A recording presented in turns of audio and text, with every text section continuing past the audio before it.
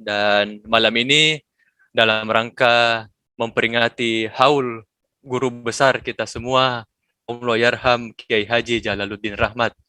Dan malam ini masuk hari kelima pekan haul beliau, dan kita mengangkat tema tafsir Al-Quran dan Ahlul Bait dalam perspektif Kang Jalal. Dan alhamdulillah di room sudah hadir dua guru kita, Kiai Haji Ustadz Rahmat Hidayat dan Kiai Haji Ustadz Miftah Fauzi Rahmat, yang insya Allah akan memberikan kita kajian-kajian dan materi-materi yang menarik terkait tema malam ini. Oleh karena itu, langsung saja saya persilahkan guru kita, Kiai Haji Rahmat Hidayat. Dipersilahkan Ustadz. Ala Nabi wa alihi sholawat. Allahumma salli ala Muhammad. Allahumma salli ala Muhammad. A'udzu billahi minasyaitonir rajim. Wabillahi nasta'in. Wassalatu wassalamu ala asyrafil anbiya'i wal mursalin. Sayyidina wa habibina wa maulana Muhammadin wa ala alihi at-tayyibin at-tahirin wa ashabihi al-mayamin al-muntajabin. Rabbi shrah li sadri wa yassir li amri wa hlul 'uqdatam min lisani yafqahu qawli. Allahumma antiqni bil huda wa alhimni at-taqwa. Allahumma salli ala sayyidina Muhammad wa ali sayyidina Muhammad warzuqna fid dunya ziyaratahum wa fil akhirati syafa'atuhum.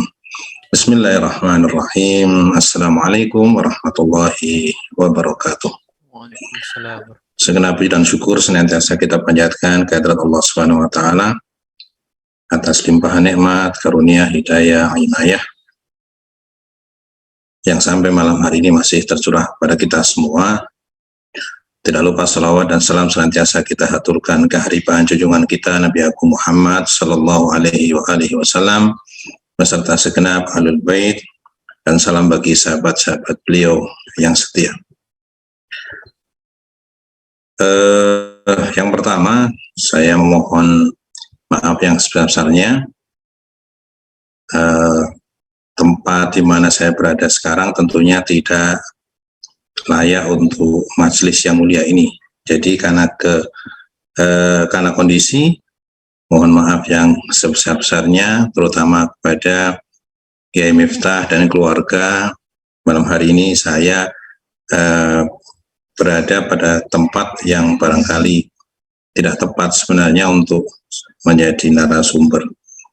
Yang kedua, alhamdulillah itu sudah dihapus tulisannya Kiai Haji. Saya tadi sampaikan kepada Kiai Miftah bahwa saya Kiai Haji lil mujawarah kalau dalam mantik. Jadi i'rabnya itu harokatnya sama karena dekat.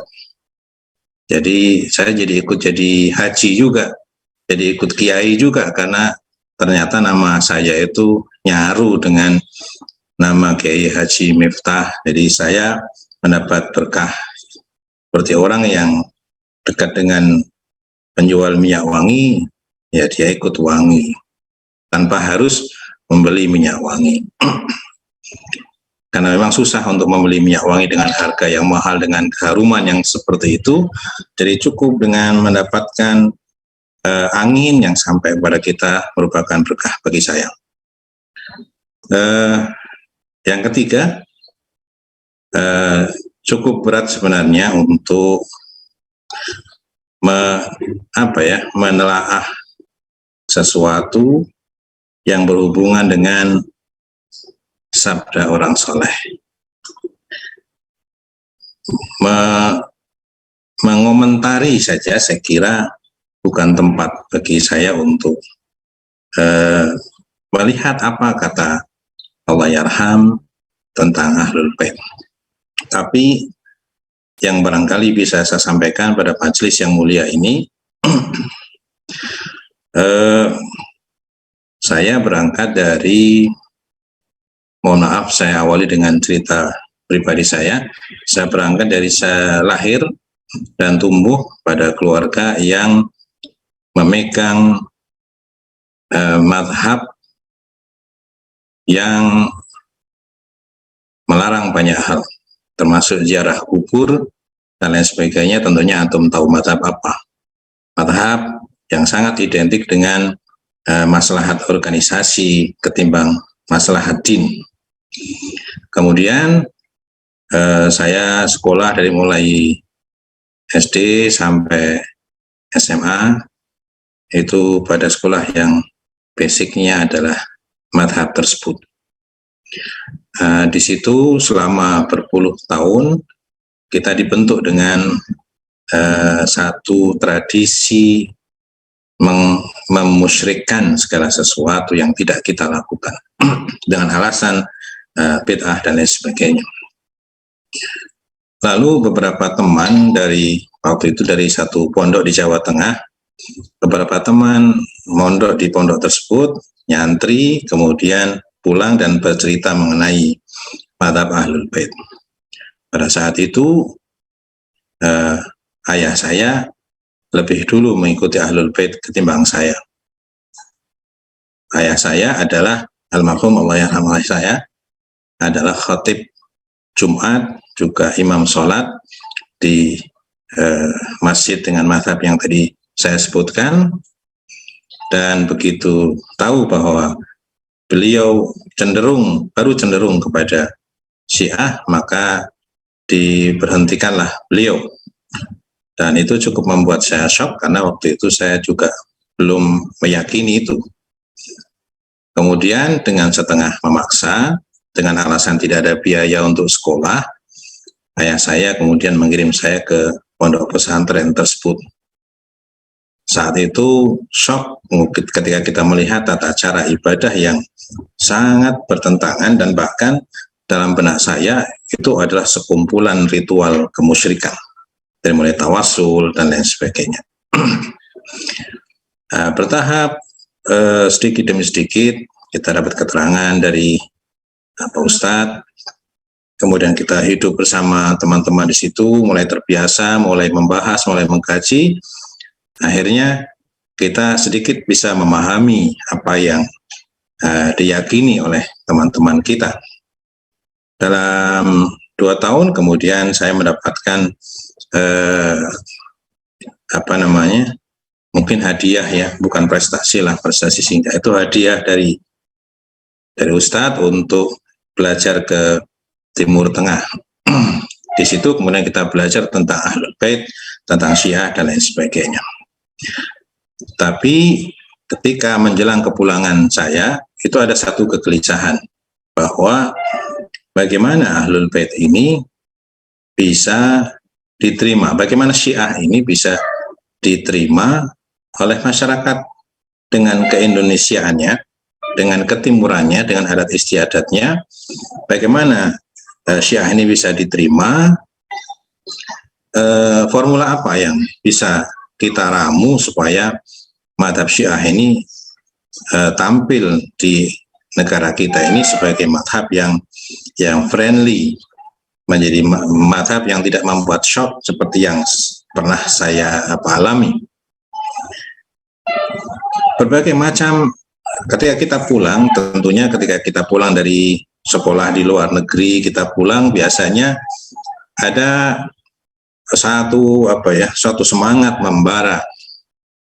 Ada satu semangat membara untuk melakukan sesuatu, untuk melakukan perubahan. Ada idealisme yang sangat tinggi untuk melakukan dakwah, untuk mensyiahkan Indonesia dan lain sebagainya. Tapi di situ selalu justru semakin saya pikirkan, itu semakin membuat saya gelisah. Mengingat kita juga tidak melihat ada sesuatu yang harus dibenahi dalam konteks yang tadi saya pikirkan.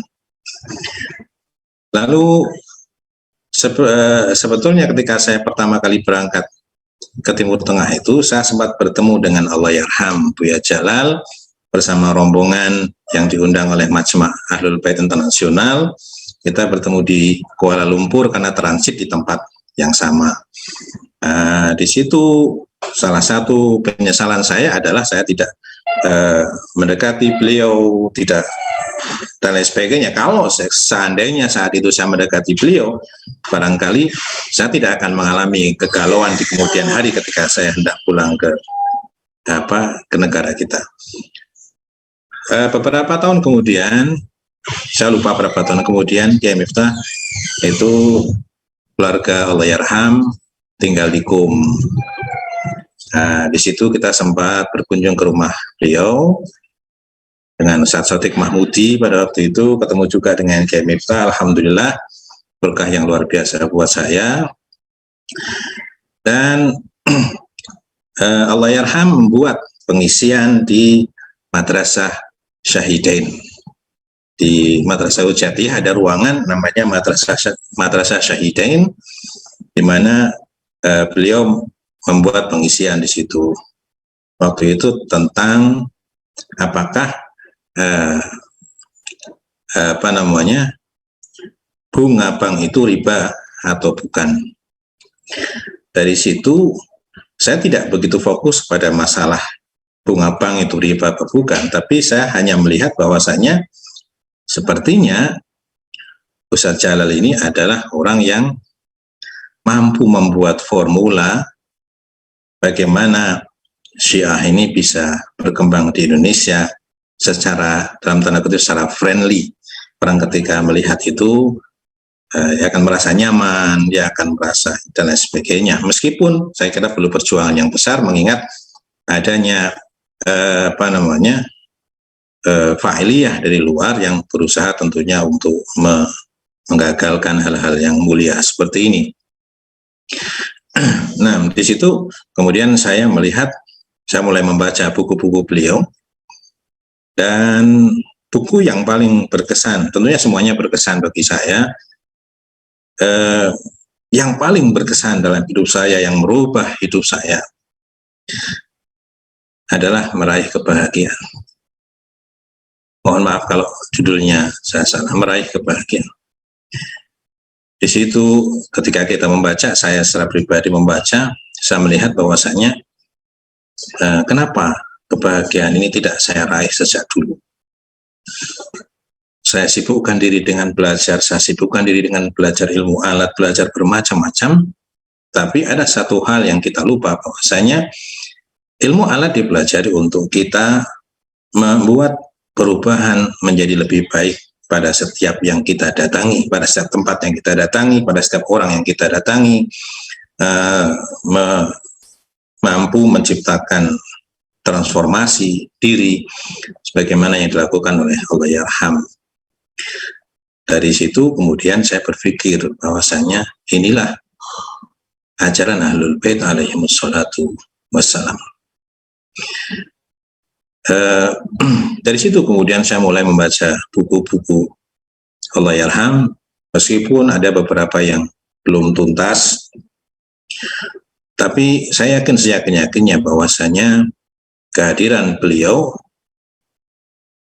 menafsirkan kembali makna kecintaan dan keikutan kepada Ahlul Bait alaihimus salatu wassalam, mendefinisikan kembali apa itu iktida, apa itu ihtida, dan bukan hanya ittiba. Kemudian berlalu beberapa tahun, akhirnya saya kemudian menemukan satu fakta bahwasanya beliau bagi saya paling tidak adalah figur yang mampu menetralisir ifrat dan tafrid dalam diri saya paling tidak pada waktu itu, yang merasa sangat-sangat galau untuk jadi antara apa yang saya pelajari dan formula apa yang harus saya terapkan pada masyarakat di mana kita berada. Dan saya waktu itu berpikir bagaimana kita, seperti tadi saya katakan, Syiah muncul dalam bentuk yang bersahabat tapi tanpa takiyah. Nah, bentuk bersahabat tapi tanpa takiyah. Karena saya yakin bahwasanya persatuan kalangan kaum muslimin atau ukhuwah Islamiyah itu tidak akan tercipta dengan saling menyembunyikan, tapi akan tercipta dengan saling membuka diri. Saya kira sering kita sampaikan bahwasanya surat Al-Kafirun adalah surat toleransi. Di saat kalangan intoleran menganggap surat Al-Kafirun adalah surat intoleransi, bahwa lakum dinukum waliyadin. Padahal itu sejalan dengan firman Allah Subhanahu wa taala, ud'u ila sabili rabbika bil hikmati wal mau'izatil hasanah wajadilhum billati hiya ahsan. Pertama-tama Rasulullah melakukan diskusi dulu. Ya ayyuhal kafirun la a'budu ma ta'budun wala antum a'biduna ma a'bud wala ana a'budu ma a'badtum wala antum a'biduna ma a'bud, terus seperti itu sampai di akhir lakum dinukum waliyadin. Jadi saya melihat bahwasanya itu adalah satu surat yang sangat indah bagi saya, yang justru memberikan satu gambaran bagaimana seharusnya toleransi itu diciptakan, yaitu dengan cara apa? Memunculkan dalam hal ini Syiah, memunculkan Syiah yang lebih friendly, dalam artian karena lebih friendly ini sebenarnya hakikat, bukan kita setting supaya friendly, karena ketika kita melihat tadi surat Al-Kafirun itu surat yang sangat friendly, yang sangat toleransi. Hanya saja kita perlu menjelaskan bahwasanya tafsiran tentang surat itu yang dilakukan oleh kalangan intoleransi itu sebenarnya tidak tepat gitu. Sehingga kenyamanan orang untuk memahami Syiah bukan sesuatu yang disetting supaya mereka tertarik pada kita, tidak, tapi hakikatnya memang seperti itu. Misalkan sebagai contoh, ayat yang berbicara mengenai wudu, mengusap kaki atau menyiram kaki, bahwasanya wamsahu birusikum warjulakum, bahwasanya di situ jelas-jelas warjulakum, wamsahu warjulakum, dan ketika kemudian dilarikan kepada faksilu itu kan sesuatu yang dipaksakan. Nah, kita hanya perlu saja menjelaskan kepada orang bahwasanya ayatnya seperti ini dan kenapa ditakwil ketika tidak memerlukan takwil, misalkan seperti itu. Dan itu kita temukan di dalam apa yang disampaikan oleh Allahyarham Buya Jalaluddin Rahmat. Jadi beliau bagi saya adalah yang menunjukkan kepada saya madrasatul wasat. Madrasah wasat, la ifrat wa la tafrid. Tidak melarang, tidak pula serta-merta berparadigma. Makanya kemudian beliau Allahyarham, moga Allah Subhanahu wa taala melapangkan kuburnya dan menerangi alam barzahnya bersama ibu tentunya. Allahyarham kemudian meninggalkan satu warisan yang sangat luar biasa kepada kita, yaitu dahulukan akhlak di atas fikih. Karena memang sebenarnya dahulukan akhlak di atas fikih bagi saya adalah madrasatul wasat yang disampaikan oleh Imam Ja'far Shadiq alaihi salatu wassalam, bahwasanya la ifrat wa la tafrid. Ada orang yang membid'ahkan, melarang, mengkafirkan, memusyrikkan. Ada orang yang kemudian mindednya adalah fikih, dan ketika pada satu kondisi fikih itu terasa berat, mereka anggap itu sebagai sebuah perjuangan meskipun menimbulkan akibat yang kontraproduktif dengan dakwah yang friendly tadi itu. Makanya kemudian bagi saya dahulukan akhlak di atas fikih. Bahkan sebelum saya membaca bukunya, saya kira saya karena pernah bertemu juga di Iran bersama beliau, saya kira saya sudah bisa membaca arahnya kemana. Meskipun sebenarnya judulnya itu kalau di dalam YouTube itu merupakan clickbait ya. Jadi usaha supaya orang mengklik itu. Nah, thumbnailnya itu dibuat yang sedemikian rupa, judulnya dibuat yang sedemikian rupa agar orang misalkan ada video YouTube yang kemudian ditulis jangan diklik gitu. Itu malah justru mengajak orang untuk klik. Dahulu kan anak di atas fikih memang berusaha kok gitu. Padahal itu adalah cara supaya orang ini terhenyak, orang itu tersadar apa sih gitu.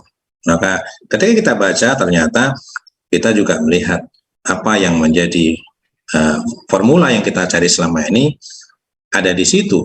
Dan kemudian saya tambah bersyukur lagi ketika beliau kemudian mengadakan kajian maqasid syariah, yang tambah bersyukur lagi dilanjutkan oleh Kiai Haji Miftah Fauzi Rahmat, guru kita semua, yang bagi saya itu hal yang sangat penting. Makanya tetap mohon dilanjutkan, Ustaz. Kita sangat mengharapkan kajian-kajian yang akan memberikan kita satu penilaian yang objektif juga realistis terhadap setiap permasalahan yang kita hadapi, terutama yang berhubungan dengan keberagamaan kita. Dan saya kira itu merupakan bentuk friendly daripada usul fikih juga, Ustaz. Daripada usul fikih yang mungkin beberapa orang tidak akrab dengan beberapa istilah. Akhirnya hari ini kita memiliki standar moral, Ustaz, yang barangkali itu sangat penting sekali bagi kita. Dan ternyata apa yang disampaikan oleh Allahyarham juga disampaikan oleh telepon seluler Kiai Ahmad. Nah, Kiai Miftah itu memberikan kepada kita satu gambaran yang sangat luar biasa bagaimana kita seharusnya bersikap sebagai pengikut Ahlul Bait alaihimus salatu wassalam. Dan setiap yang disampaikan beberapa atau setiap warisan yang ditinggalkan oleh Allahyarham kepada kita, kalau kita mau menelaah dan meneliti, selalu ada riwayat yang kita temukan sehubungan dengan hal itu. Dan saya kira setiap orang punya daya tarik dan daya tolak. Bahwasanya harus ada satu kesadaran nasionalisme untuk bisa memahami lebih dalam mengenai rahmatan lil alamin. Bahwasanya Islam adalah rahmatan lil alamin, artinya dimanapun ia berada, dia harus menjadi rahmat, dia harus menebarkan kasih sayang bagi seluruh alam semesta. Dan ini yang oleh Allahyarham benar-benar diwujudkan. Siapa yang meskipun lisan mereka membenci, tapi kita tahu bahwasanya mereka sendiri mengakui bahwa itulah yang seharusnya dilakukan. Jadi Bapak dan Ibu yang dirahmati Allah Subhanahu wa taala, saya tidak tahu apakah yang saya sampaikan ini match dengan atau sesuai, ada korelasinya dengan maudhu atau dengan judul kita tentang Ahlul Bait, tapi bagi saya Ahlul Bait, ajaran Ahlul Bait alaihimus salatu wassalam telah didefinisikan oleh Allahyarham dengan cara yang sangat luar biasa, yang merupakan warisan bagi kita semua untuk kita terhindar dari ifrat dan juga tafrid di dalam memahami ajaran Ahlul Bait alaihimus salatu wassalam. Dan saya kira kalau kita melihat buku-buku yang ditulis oleh Allahyarham, kita akan bisa memahami betapa beliau harisun alaikum ma'anitum. Beliau betul-betul gelisah dengan apa yang kita alami, apa yang terjadi di sekitar kita. Meskipun saya termasuk orang yang jarang atau sedikit sekali bertemu dengan beliau, tapi kalau saya pakai apa yang dikatakan oleh Syekh Ridho Mudhafar atau mungkin Syekh Kamal Haidari pernah mengatakan juga bahwasanya sesuatu itu memiliki ikatan yang kuat karena dua hal, karena berulang-ulang terjadi atau sekali terjadi tapi pada momen yang berkesan. Dan momen berkesan itu saya dapatkan meskipun hanya beberapa kali bertemu dengan beliau. Dan saya ingin saya selalu selalu tertarik dengan apa yang disampaikan oleh Allahyarham. Saya kemarin agak kaget juga ketika membaca riwayat ini. Kenapa riwayat ini persis dengan apa yang sering disampaikan dalam beberapa pertemuan atau yang diajarkan juga kepada kita oleh Allahyarham. Dan kebetulan ini adalah riwayat dari Imam Hasan Askari, wasiat beliau pada akhir-akhir hayat beliau, dan kita tahu setelah beliau Imam Mahdi digaibkan. Artinya ini adalah wasiat penting sampai akhir zaman yang harus kita pegang. Dan wasiat ini adalah wasiat kepada Syiah atau pengikut beliau atau orang-orang yang setia kepada beliau. Mohon izin Kiai Miftah untuk saya bacakan. Mohon koreksi jika ada kesalahan. Nah, ini merupakan bagian akhir dari kajian kitab Idho'at min Sirati Ahlul Bait. Nah, ja'a fi wasiyatin lil Imam Abi Muhammad Al-Hasan Al-Askari wajjaha li atba'ihi wa syi'atihi qala fiha. Tersebut di dalam wasiat Imam Abi Muhammad Hasan Al-Askari yang ditujukan kepada pengikut dan syiahnya. Qala fiha, beliau bersabda, usikum bitaqwallah, aku berwasiat kepada kalian untuk bertakwa kepada Allah. Wal wara'i fi dinikum, dan berlakulah wara' menjaga agama kalian. Wal istihad lillah, bersungguh-sungguhlah untuk Allah. Wa sadaqal sidqil hadith, dan bicara yang jujur. Wadail amanah, tunaikanlah amanat. Ila man itamanakum, kepada yang menyerahkan amanat itu kepadamu. Min birrin aw fajir, baik yang menyerahkan amanat itu orang yang baik atau orang yang jahat. Watuli sujud, perpanjanglah sujudmu. Wa husnil jiwar, berbuat baiklah kepada tetanggamu. Wa bihadza jaa Muhammadun sallallahu alaihi wa alihi, dan inilah syariat yang dibawa oleh Muhammad sallallahu alaihi wa alihi. Sallu fi asyairihim, salatlah kalian bersama mereka. Washhadu janaizahum, saksikanlah jenazah mereka. Wa'udu maradahum, jenguklah yang sakit di antara mereka. Wa'tu huquqahum, dan tunaikan hak-hak mereka. Fa innar rajula minkum idza wara'a fi dinih, sesungguhnya siapapun di antara kalian yang menjaga agamanya, wa sadaqa fi haditsih, dan jujur dalam ucapannya, wa adal amanah, dan menyampaikan amanat, wa hassana khuluquhu, dan memperindah akhlaknya, ma'annas, ketika bersama orang. Qila, kemudian ada yang mengatakan, hada syi'iyun, itulah syi'i, fa yasuruni dzalik, hal itu sangat menggembirakan aku. Ittaqullah, bertakwalah kepada Allah. Fakunu zainan lana wala takunu syainan, jadilah hiasan dan jangan jadi yang mencoreng muka. Juru ilaina kulla mawaddah, tariklah setiap cinta kepada kami. Wadfa'u anna kulla qabih, dan hindarkanlah segala yang buruk, pesan yang buruk dari kami. Tuhaful Uqul an Alir Rasul, halaman 326.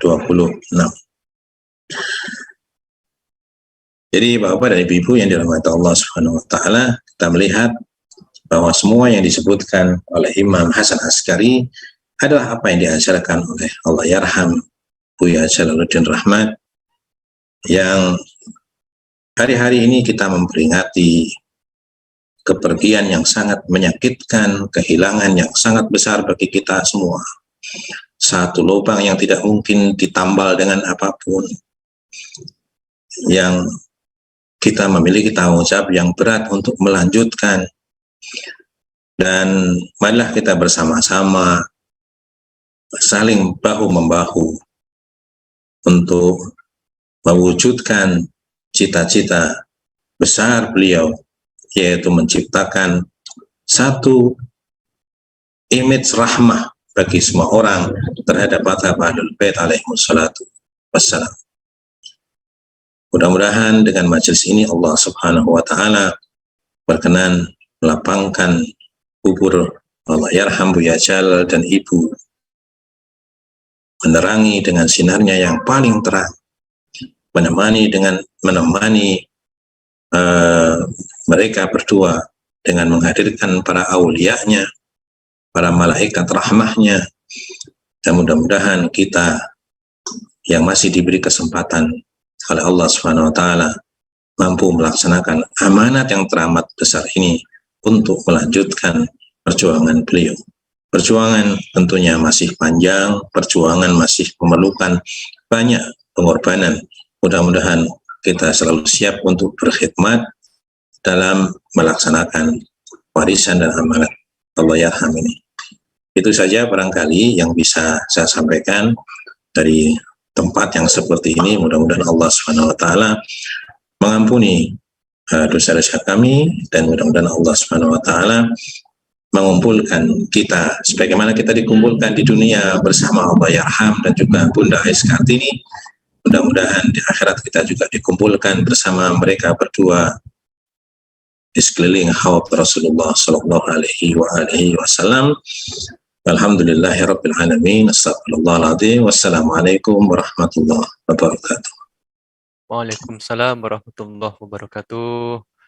Terima kasih banyak Kiai atas ilmunya yang sangat bermanfaat. Selanjutnya, materi selanjutnya dari guru kita, Kiai Miftah Fauzi Rahmat. Dipersilahkan Ustadz, ala Nabi wa alihi sholawat. Allahumma salli ala sayyidina Muhammad wa ali sayyidina Muhammad. Allahumma salli ala sayyidina Muhammad wa ali sayyidina Muhammad. Allahumma salli ala sayyidina Muhammad wa ali sayyidina Muhammad wa ajil farajahum syarif warzuqna fid dunya ziratum wa fil akhirati syafaat. Terima kasih Akhina Ustaz Muhammad Bagas, Yai Rahmat, Ibu Bapak, Saudara sekalian rahimakumullah.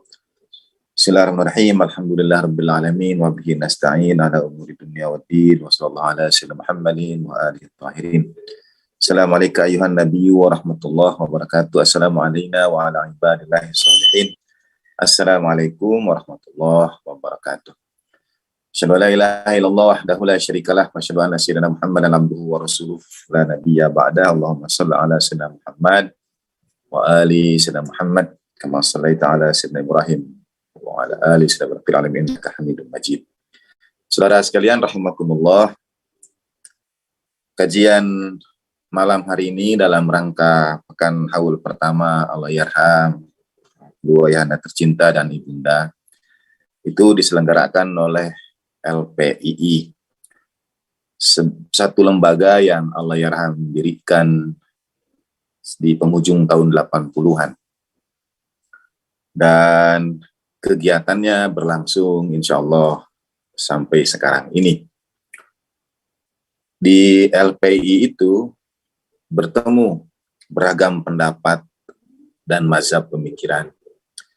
Di antara para pembicara yang hadir di LPII selain Allahyarham ada Habib Dr. Haidar Wagir, Profesor Dr. Ahmad Tafsir, Profesor Dr. Afif Muhammad, dan para guru-guru besar lainnya. Semangatnya adalah semangat untuk bersama-sama mencari ilmu, pencerahan, mendiskusikan beragam hal tanpa sekat-sekat kemazhaban. Prinsip yang sering disebut dengan prinsip non-sektarianisme. Saya masih ingat ketika Allahyarham memperkenalkan prinsip ini, dan orang bertanya karena mungkin sudah terlalu lama kita terbiasa dikotak-kotakkan oleh ini warna ini warna itu, ini pendapat ini pendapat itu, ini mazhab ini mazhab itu. Sudah terlalu lama kita dikotak-kotakkan. Dan Allahyarham berusaha dalam beberapa testimoni dari banyak kawan, bahkan ditulis menjadi buku, Allahyarham digelari sang pelintas batas. Allahyarham melintas batas itu. Beliau tumbuh dalam tradisi Ahlus Sunnah, melintas batas, memperkaya dengan khazanah Ahlul Bait alaihissalatu wassalam. Tapi pada saat yang sama memberikan juga pada mazhab Ahlul Bait alaihissalatu wassalam kontribusi dari mazhab Ahlus Sunnah. Buku Dahulukan Akhlak di Atas Fikih diantaranya. Nah, suasana itu yang ingin dibangun oleh LPII. Ketika Allahyarham, kalau kita lihat karya-karya beliau, jumlah buku beliau, tulisan-tulisan beliau, memang momentum terbesar yang kemudian bisa disebut melipat gandakan produktivitas beliau itu. Begitu banyak tulisan diterbitkan menjadi buku dan sebagainya. Setelah perkenalan beliau dalam tanda petik, dengan mazhab Ahlul Bait alaihi wassalatu wassalam. Dalam hal ini adalah keteladanan sosok Sayyidina Ali bin Abi Thalib karramallahu wajhah. Saya kira dari situ. Mengapa? Karena begitu Allah yarham bersentuhan dengan khazanah Islam dari Sayyidina Ali bin Abi Thalib karramallahu wajhah. Saudara, di sini ada Ustadz Muhammad Salawat, Allahumma shalli ala sayyidina Muhammad wa ala sayyidina Muhammad, yang sangat mumpuni dalam menelusuri hadis-hadis. Misalnya dalam tradisi, setidaknya dalam kutubus sittah, mau ditarik ke kutubut tis'ah, jumlah hadis yang diriwayatkan oleh Sayyidina Ali bin Abi Thalib karramallahu wajhah tidak signifikan dibandingkan dengan para periwayat hadis lainnya. Bahkan ya tidak signifikan. Jadi sedangkan Sayyidina Ali bin Abi Thalib karramallahu wajhah wa alaihi wasallam menemani baginda Nabi sallallahu alaihi wasallam sejak lahir hingga saat terakhir. Atau misalnya riwayat-riwayat hadis-hadis baginda Nabi yang disampaikan oleh Sayyidatina Fatimah Zahra sallallahu alaiha, itu tidak signifikan, tidak banyak. Nah, ketika Allah yarham bersentuhan, berkenalan dengan literatur dari mazhab Ahlul Bait alaihi wasallam, terbuka pintu-pintu ilmu itu, mengalir dengan deras mutiara hikmah dari Sayyidina Ali bin Abi Thalib karramallahu wajhah, dan itu tanpa batas, tak terbendung. Kehausan akan keilmuan menemukan mata airnya yang bersumber dari khazanah Ahlul Bait alaihi wassalatu wassalam. Sejak awal Allah yarham itu yang mengikuti Allah yarham bahkan bisa ditelusuri sejak awal sekali. Beliau mungkin yang pertama kali mempopulerkan waktu itu istilah sushi ketika ditanya wartawan, yaitu sunnah syiah. Beliau juga hadir dengan pendapat keberagaman kita itu sekarang bukan keberagaman yang tunggal, tapi keberagaman yang belajar dari banyak guru, belajar dari banyak mazhab. Kita tidak bisa mengatakan kebenaran itu hanya dimiliki oleh satu kelompok dan tidak oleh kelompok yang lain. Bahkan itu meluas pada perspektif beliau tentang agama-agama. Kita mengikutinya dalam kajian tentang Islam dan pluralisme misalnya. Itu semua mutiaranya sekali lagi beliau temukan, sependek pemahaman saya, pada kekayaan khazanah Ahlul Bait alaihi wassalatu wassalam. Nah, termasuk dalam menafsirkan ayat-ayat Al-Quran. Saudara tahu mungkin ketertarikan saya pada Daqaiqul Quran. Sebetulnya Allah yarham jauh lebih dahulu, ketika beliau mengklasifikasikan manusia dalam An-Nas, Bashar, Insan, atau prinsip-prinsip komunikasi dalam Al-Quran yang menggunakan bentuk kata qaulan, ma'rufan, maisuran, kariman, layyinan, sadidan misalnya, itu beliau yang membukakannya untuk kita semua. Dan sekali lagi menemukan jawabannya itu pada literatur mazhab Ahlul Bait alaihi wassalatu wassalam.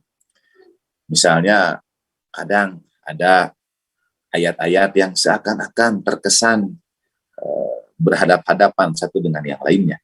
Misalnya ayat fankihu ma tabalakum minan nisa mathna wa thulatha wa ruba', itu di bagian lanjutannya ada fa in khiftum alla ta'dilu fawahidah. Sedang kemudian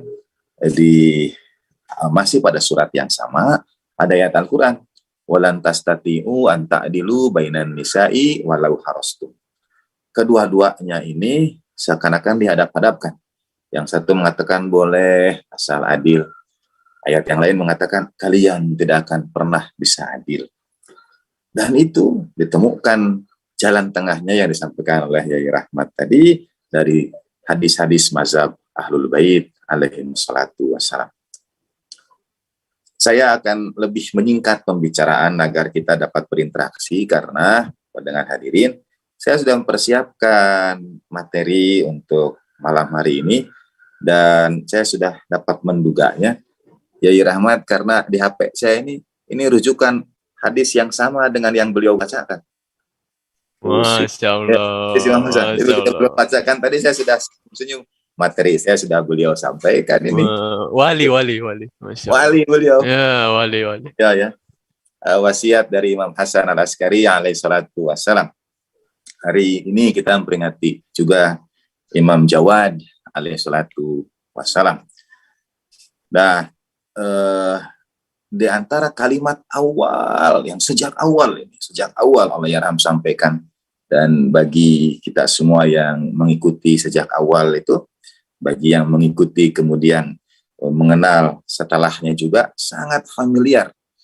Mungkin hanya mengenal bagian tengahnya ini saja, yaitu kunu lana zainan wala takunu alaina syainan. Itu mungkin yang, dan itu meresap ya ke dalam urat-urat kita. Itu Allah yarham sampaikan ya oleh Imam Ja'far, ada Imam Jawad, dan ini yang Ustaz Rahmat sampaikan tadi dari wasiat Imam Hasan Al-Askari alaihi wasallam.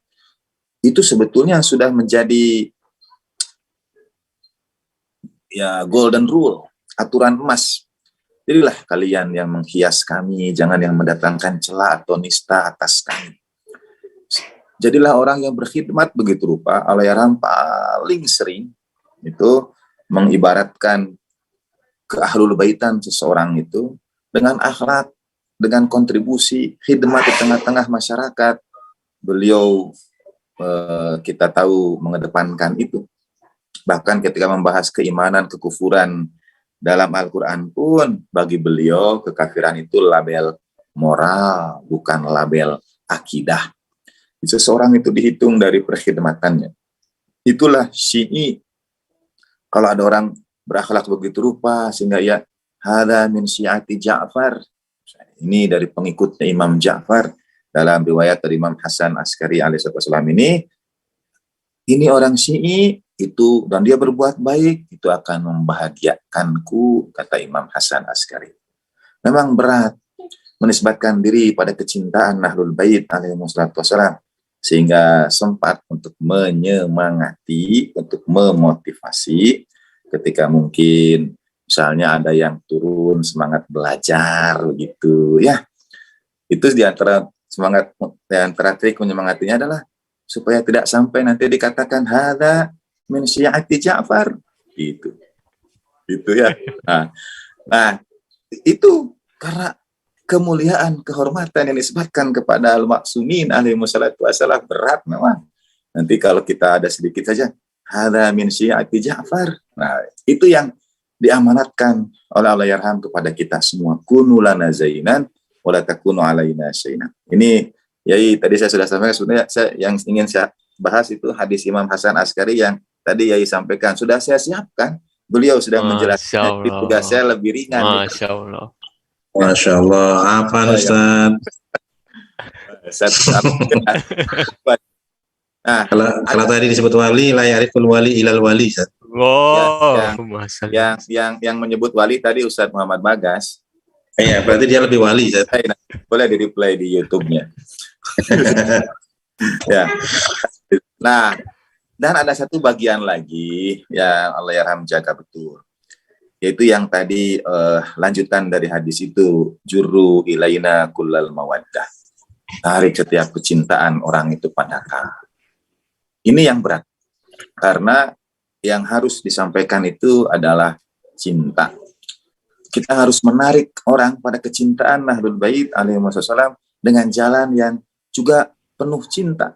Dan itu mulai dari kata-kata kita, dari lisan kita. Mungkin tulisan di room chat sekarang ini, yang terbaca itu harus pesan cinta. Bukan pesan menjatuhkan orang lain, bukan pesan ya merendahkan kemampuan intelektual orang lain, dan lain sebagainya. Semua harus dihadirkan dengan cinta. Ajakan itu, jurru ilaina kullal mawaddah. Tarik kepada kami segala bentuk kecintaan. Setelah jadilah kalian penghias, jangan jadi yang mendatangkan cela, dan tarik kecintaan orang pada kami.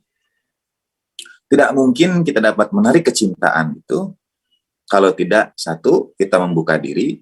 Yang kedua, kita berada di tengah-tengah masyarakat. Itu tidak mungkin kita menyebarkan cinta tanpa melakukan kedua ini. Kita harus membuka diri.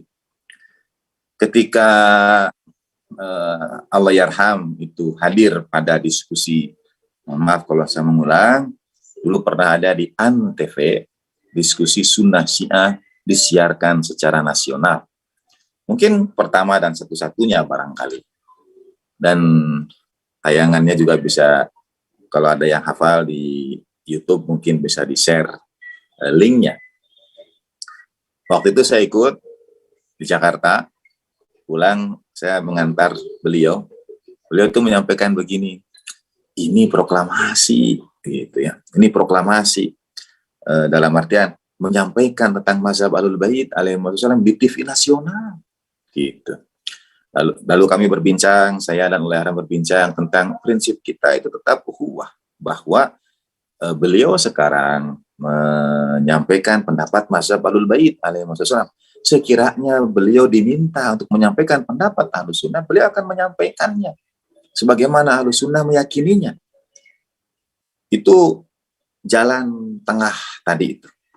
Dan ketika akhir-akhir kegigihan beliau dalam menyampaikan kecintaan pada Ahlul Bait alaihi wasallam terlihat lebih sering lagi, lebih banyak lagi, dan kemudian beliau mempertahankan disertasi tentang wasiat baginda Nabi Shallallahu Alaihi Wasallam di UIN Alauddin Makassar. Sebagian kawan sebetulnya menghubungi saya, dan dalam tanda petik ini sepertinya Allah Yarham semakin gencar, dalam tanda petik sekali lagi yang dipersepsi oleh kawan-kawan, semakin gencar dalam memperkenalkan mazhab Ahlul Bait. Apa tidak berada pada khitoh yang sebelumnya itu? Kurang lebih begitulah mereka mengkhawatirkan. Dalam satu perbincangan saya sampaikan kepada Bapak. Bapak kemudian menjawab seperti ini, mungkin satu saat akan datang, akan tiba masa ketika kita tidak dapat menjelaskan, ketika kita disalahpahami dan tidak dapat menjelaskan. Jadi inilah kesempatannya, sekaranglah saatnya sebarluaskan itu informasi, karena boleh jadi nanti tidak diberikan kesempatan itu, kita akan dihakimi tanpa sempat menjelaskan. Dan beliau menyampaikan, jadi jembatan itu adalah dengan membuka kedua sisi, baru kita bisa jadi jembatan. Jadi kita mengenal mazhab Ahlul Bait, kita juga mengenal mazhab Ahlus Sunnah, kedua-duanya, karena jembatan menghubungkan satu dengan yang lainnya. Kata kunci dari ini, penafsiran Al-Quran yang memperkaya banyak, dari kemudian karya-karya yang dihasilkan Allah Yarham adalah khazanah tak terkira dari Ahlul Bait Nabi alaihi afdhalut tahiyati wa taslim. Kunu lana zainan wa la takunu ala sainan. Itu ada lanjutannya dari hadis Imam Hasan Al-Askari, riwayat Imam Hasan Al-Askari alaihi salam, yaitu jurru ilaina kulla mawaddah. Tarik setiap kecintaan orang itu pada kami. Tugasnya berat, bukan hanya menjadi zainan, tapi mesti menarik kecintaan orang pada Ahlul Bait alaihi wasallam, dan itu tidak mungkin dilakukan tanpa berada di tengah-tengah masyarakat, tanpa berkhidmat, tanpa berpartisipasi, tanpa husnul jiwar tadi, tanpa bertetangga yang baik. Itu tidak mungkin terjadi. Tanpa berkontribusi di tengah-tengah masyarakat, itu tidak mungkin terjadi. Demikian saya kira, karena sebagian besar tadi sudah oleh Yai Rahmat, terima kasih besar-besarnya. Dan LPII itu hadir sekali lagi sebagai jembatan. Jadi satu saat para ini kawan-kawan yang di LPI sebetulnya diseminasi karya ilmiah misalnya itu dihadirkan dengan memberikan perspektif dari berbagai sisi. Ada baiknya juga, mudah-mudahan di waktu yang akan datang. Kebetulan saya dan Yai Rahmat sekarang mengampu ada kajian Al-Quran dan hadis bersama beliau. Mudah-mudahan LPI bisa berkembang sesuai dengan yang dahulu Allah Yarham gariskan. Ada kajian filsafatnya, ada kajian logikanya, ada kajian sejarahnya, ada kajian bahasa Arabnya, yang itu semua ada pada kanal Khazanah Ahlul Bait. Allahumma sholli ala sayyidina Muhammad. Waalaikumsalam. Nah, Yai Rahmat ini suka menolak kalau disebut Kiai Haji, kata beliau. Padahal beliau tidak bisa menolak karena tanpa Kiai Haji, khazanah hanya azanah. Khazanah itu dahului dengan Kiai Haji kan. Jadi sudah jelas itu sudah melekat, KH itu sudah melekat kepada khazanah. Kalau untuk itu saya terima, Ustaz. Makasih. Masya Allah. Baik. Ini Ustadz Muhammad Bakas juga punya kawan-kawan baik ya, menguasai banyak bidang, filologi dan sebagainya. Satu saat insya Allah jadi narasumber juga di LPI. Akan sangat menarik. Terima kasih. Walafu minkum. Wassalamualaikum warahmatullahi wabarakatuh. Walhamdulillahirabbil alamin. Wa ma taufiqi illa billah. Alaihi tawakkaltu wa ilaihi unib. Terima kasih. Alhamdulillah. Terima kasih atas ilmu dan materinya pada malam ini pada dua guru kita, Ustadz Rahmat Hidayat dan Ustadz Miftah. Mungkin sebelum masuk sesi tanya jawab, mohon izin saya berbagi sedikit Ustadz tentang pandangan saya tentang guru besar kita, Allah yarham, Kiai Haji Jalaluddin Rahmat rahimahullah. Bagi saya sosok seperti beliau itu termasuk sosok yang langka bagi saya, Ustadz. Kenapa langka? Karena tidak mudah bagi seorang intelektual seperti beliau itu menggabungkan tiga aspek, ya, menggabungkan tiga aspek. Aspek yang pertama ialah aspek intelektual.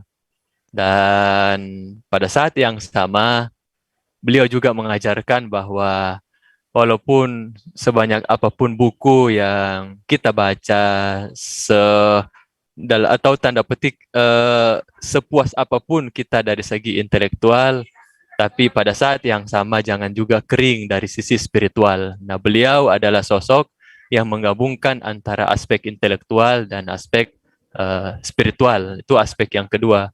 Dan pada saat yang sama juga beliau juga memasukkan aspek perkhidmatan kepada sesama, kontribusi kepada sesama sebesar-besarnya. Itu luar biasa bagi saya, Ustaz. Tiga aspek ini tidak mudah bagi seseorang, dan mudah-mudahan Allahumma sholli ala sayyidina Muhammad wa ali sayyidina Muhammad, Allah Ta'ala memperbanyak seperti beliau, dan ilmu-ilmu beliau, peninggalan-peninggalan beliau diluaskan berkah dan manfaatnya untuk kita semua, insya Allah. Baik, sekarang masuk sesi pertanyaan. Sudah ada beberapa di room chat. Yang pertama dari Ibu Yeni Listiani. Kepada kedua narasumber, apakah Allah menciptakan agama dan mazhab? Atau karena penafsiran beragam para ulama dan para ilmuwan cendekiawan yang soleh saja yang merumuskan konsensus nilai-nilai kehidupan yang dinamakan agama? Itu pertanyaan pertama. Mungkin bisa langsung dijawab, dimulai dari Ustadz kita, Ustadz Rahmat Hidayat. Dipersilahkan, Ustadz. Harusnya Ustadz Miftah dulu. Jadi saya mengiyakan aja. Menurut saya, mohon dikoreksi Kiai Miftah, agama itu kan secara garis besar adalah penafsiran. Dulu pernah kita punya Ustadz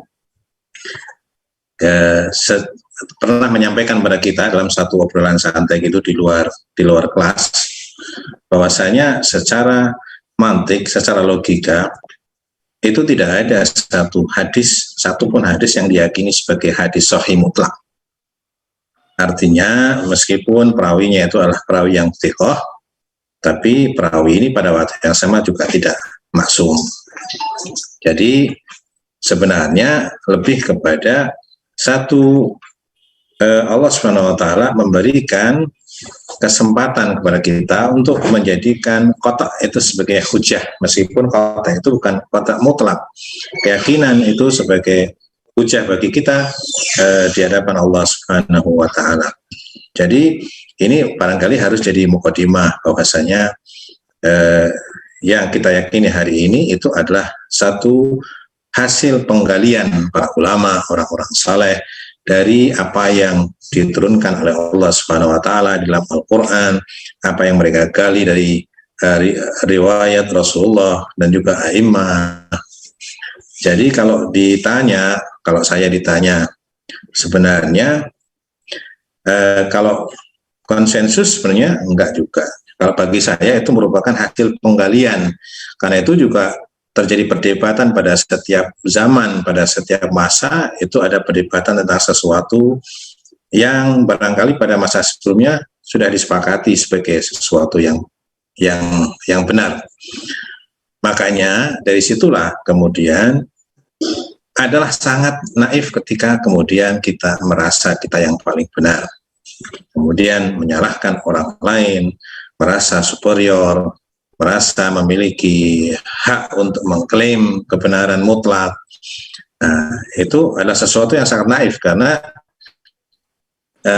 orang-orang yang seperti ini lupa bahwasanya apa yang mereka yakini hari ini adalah hasil penggalian, hasil ijtihad dari para ulama kita, yang melahirkan banyak makrifat, yang mana kita dituntun dengan makrifat itu untuk menuju kepada Allah Subhanahu wa taala. Jadi saya kira itu kalau menurut saya bahwasanya yang kita dapatkan sekarang ini adalah hasil ijtihad para ulama dalam menggali Al-Qur'an dan menggali hadis. Lain ya dengan beberapa kelompok barangkali yang meyakini bahwasanya ada misalkan meyakini bahwasanya tidak satu hukum, satu peristiwa tidak ada hukumnya dalam Al-Qur'an, tidak hadis, kemudian melakukan ijtihad ra'yu misalkan. Di dalam mazhab Ahlul Bait setahu saya tidak ada ijtihad ra'yu. Dua hal yang dilakukan oleh seorang mujtahid. Yang pertama adalah menentukan hukum satu perkara ketika penggalian itu menemukan nas, atau memberikan solusi saat nas itu belum ditemukan. Itu kata Ayatullah Baqir Sadr, disebutkan bahwasanya dua tugas mujtahid, yaitu menentukan hukum sesuatu ketika nas ditemukan, mansus ya. Kemudian kalau tidak ditemukan, maka menentukan sikap yang harus diambil dalam kondisi hukum tidak ditemukan. Saya tidak tahu apakah jawaban ini mewakili pertanyaan tadi. Mungkin ya Miftah, Ustadz Muhammad Bagas saya kira bisa menambahkan. Fadhal. Terima kasih Ustadz atas jawabannya. Mungkin ada tambahan atau perspektif lain dari guru kita Ustadz Miftah, dipersilahkan Ustadz. Terima kasih. Izin ini saudara sekalian, dan saya mohon izin kepada Ustadz Muhammad Bagas, karena beliau yang memandu acara, saya sam'an wa ta'atan ya. Tapi izin, ini saya mohon izin betul karena hubungan saya dengan Ustadz Muhammad Bagas itu kadang-kadang lintas batas tadi itu, melewati sekat-sekat itu, kita membincangkan banyak hal. Ustadz Muhammad Bagas, anta ma'in? Silahkan Ustadz. Ya. Nah, ada satu prinsip dari hasil penelitian beliau yang wajib dijaga. Dan di kanal waktu beliau syukuran pencapaian penelitian, alhamdulillah sudah lebih dari 1000-an yang nonton itu. Yaitu amanatun nakal. Amanatun nakal. Ya, prinsip amanatun nakal. Nah, sebetulnya pertanyaan tadi itu ada lanjutannya. Betul? Ada amanatun nakal. Mohon dibaca dulu itu. Amanatun nakalnya. Ya, bagaimana? Mau dijawab atau dibacakan? Dibacakan saja dulu, Ustaz. Nah, silakan. Saya bacakan atau antum? Ustaz Miftah saja yang bacakan. Siap, saya ikut. Mohon izin, Ustaz. Siap. Karena maksud saya, Yai Rahmat tadi sudah menjawab kalimat pertanyaan yang pertama. Saya menjawab yang kedua, yaitu khusus untuk Ustadz Bagas. Hasil penelitiannya sudah bisakah dipesan? Masya Allah. Kemana pesannya? Terima kasih. Silakan dijawab, Ustaz. Terima kasih. Allahumma sholli ala sayyidina Muhammad wa ali sayyidina Muhammad.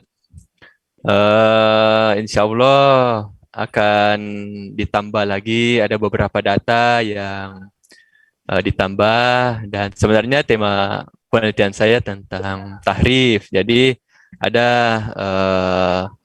manuskrip-manuskrip di kalangan mazhab Ahlul Bait yang baru ditemukan dan baru ditahqiq, dan insya Allah itu akan saya masukkan. Jadi untuk saat ini belum bisa dipesan dulu, mau ditambah analisisnya dulu.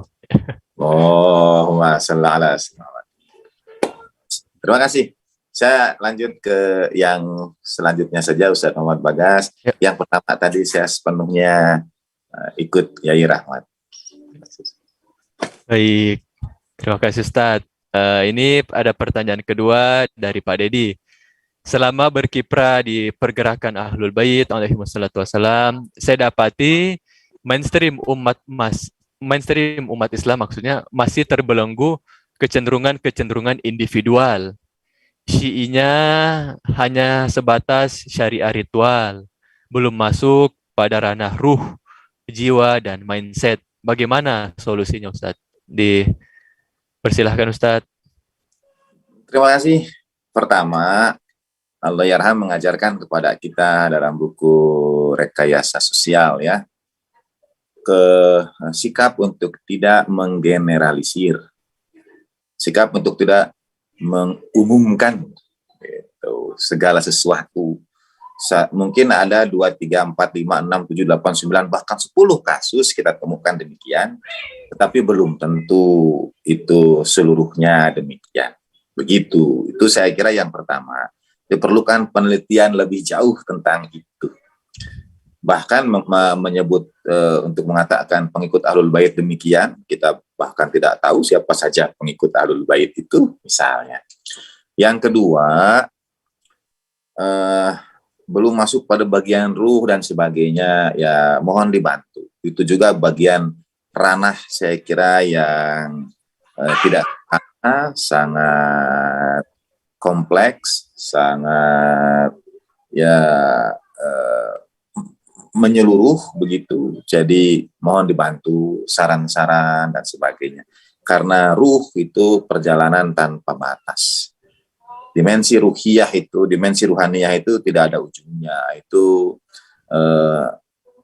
perkara tentang keakuan dan sebagainya, itu memang masalah semua. Bukan hanya masalah satu kelompok, itu masalah umat manusia dan masalah makhluk.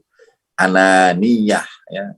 Dosa iblis itu bukan hanya berkata khairum minhu, tapi mengawalinya dengan kata ana khairum minhu. Aku lebih baik dari dia. Jadi mudah-mudahan kita terhindar dari dengan misalnya mengkritik kelompok lain atau menganggap satu kelompok belum mencapai tingkat tertentu dan sebagainya. Mudah-mudahan kita terhindar dari kalimat ana khairum minhu. Terima kasih. Terima kasih Ustadz. Barangkali dari Ustadz Rahmat Hidayat ada perspektif lain atau tambahan, dipersilahkan Ustadz. Saya kira sudah cukup, Ustaz. Sami'na wa ata'na. Itu bagi saya itu fatwa, Ustaz. Masya Allah. Oh, Sekarang berikutnya pada Yai Rahmat, saya akan sami'na wa ata'na pada ini pemirsa bisa menyaksikan bagaimana akhlak dua guru kita dalam berinteraksi ya, akhlak ya, adab, ya, insya Allah berkah buat kita. Baik, pertanyaan ketiga dari Pak Ikhwan Mustafa. Apakah benar Ustadz Jalal itu disebut sebagai Syiah yang munharif? Mengapa demikian? Apakah karena beliau keluar dari originalitas ajaran Ahlul Bait Syiah? Itu dipersilahkan Ustadz. Silakan Ustadz Rahmat Hidayat dulu. Kalau menurut saya sebenarnya tadi itu saya bilang bahwa Allahyarham punya daya tarik dan pasti punya daya tolak. Dan saya kira munharif sebenarnya ketika Munharif itu artinya menyimpang ya, menyimpang. Yang sebenarnya saya jadi bertanya, sebenarnya ini menyimpang dari apa gitu. Jadi harus diterangkan dulu menyimpang dari apa, kemudian kita tentukan apakah beliau menyimpang atau tidak gitu. Jadi maudhu'nya dulu baru mahmulnya gitu. Jadi kalau orang mau nulis di papan tulis, itu papan tulisnya dulu baru kapurnya yang digerakkan di atas papan tulis. Kalau belum ada papan tulisnya, kasih kapur pun dia tidak akan bisa menulis. Jadi saya tidak bisa menjawab apakah beliau munharif atau tidak, harus ditentukan dulu inhirafnya di mana, karena harus ada batas yang disebut tidak munharif sehingga kita bisa menilai seseorang itu munharif atau tidak gitu. Kalau masalah daya tarik daya tolak, Sayyidina Ali bin Abi Thalib pun ada kawan dan ada lawan juga, itu paling tidak yang saya pahami seperti itu. Mungkin ya Miftah bisa menambahkan mungkin. Dipersilahkan Ustadz. Terima kasih. Saya ikut gairah sudah ikut sampaikan. Masya Allah. Masya Allah. Mungkin dengan catatan kecil saja, berharap kalau misalnya ada yang bertanya tadi itu, ada yang mengatakan, nah itu pun barangkali asumsi juga. Asumsi Karena juga. ada yang mengatakan, ini siapa?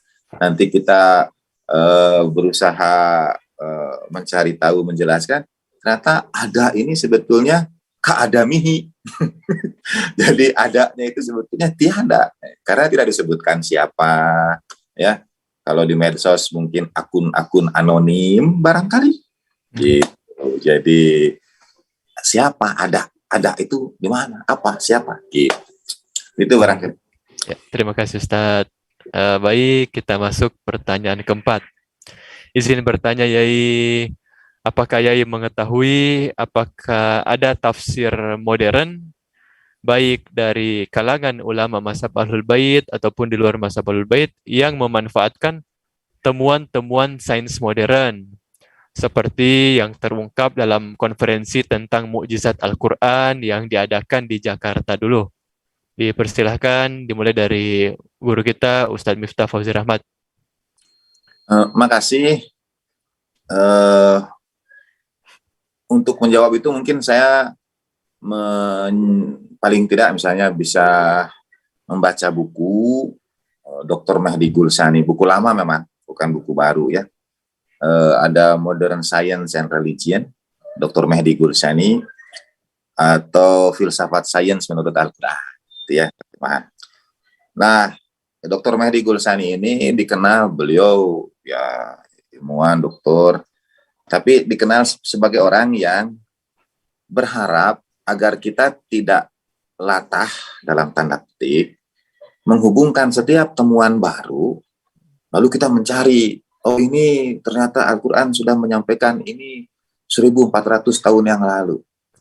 Bukan temuan itu salah, beliau berharap jangan tergesa-gesa begitu. Karena nature dari sains adalah berubah. Jadi sifat ilmu itu dia berubah, mengalami misalnya nanti ada temuan baru lagi, ada ya perkembangan baru lagi, kan nanti bisa menafikan sudah dikukuhkan ini sesuai ternyata temuan sains ini dengan ayat Al-Quran ini, tiba-tiba 10 tahun kemudian sains sampai pada pemahaman yang baru. Misalnya ya saya bukan ahli tapi hanya mendengar, menyimak itu Allah yarham, di antara keistimewaan beliau di sini banyak guru kita, misalnya Kopernikus dan Galileo, misalnya ya. Atau itu kan ada perubahan teori, ini sains tidak hanya kita lihat sekarang, tapi sejak perkembangan zaman. Atau misalnya Newton dan Einstein, gitu. Itu kan Einstein merevisi atau mereview pendapat Newton tentang gravitasi yang menghasilkan rumus I mc square gitu. Nah, awalnya orang ada temuan Newton, oh cari ayat Al-Qur'annya ini. Tiba-tiba Einstein merevisi itu, mereview itu. Ya, gimana nanti gitu. Jadi seakan-akan yang kita cocokkan dengan sebelumnya itu tidak tepat. Dr. Mehdi Gulsani berharap kita tidak latah, tidak tergesa-gesa untuk selalu menghubungkan setiap temuan itu dan kita cari, oh ini ada dasarnya dalam Al-Quran, misalnya. Saya kira itu. Terima kasih. Baik. Terima kasih Ustadz. Mungkin ada perspektif lain atau tambahan dari guru kita Ustadz Rahmat. Dipersilahkan Ustadz. Saya sami'na wa ata'na juga kepada Ustadz Miftah. Oh, Tapi mungkin ada catatan kecil juga, Mas.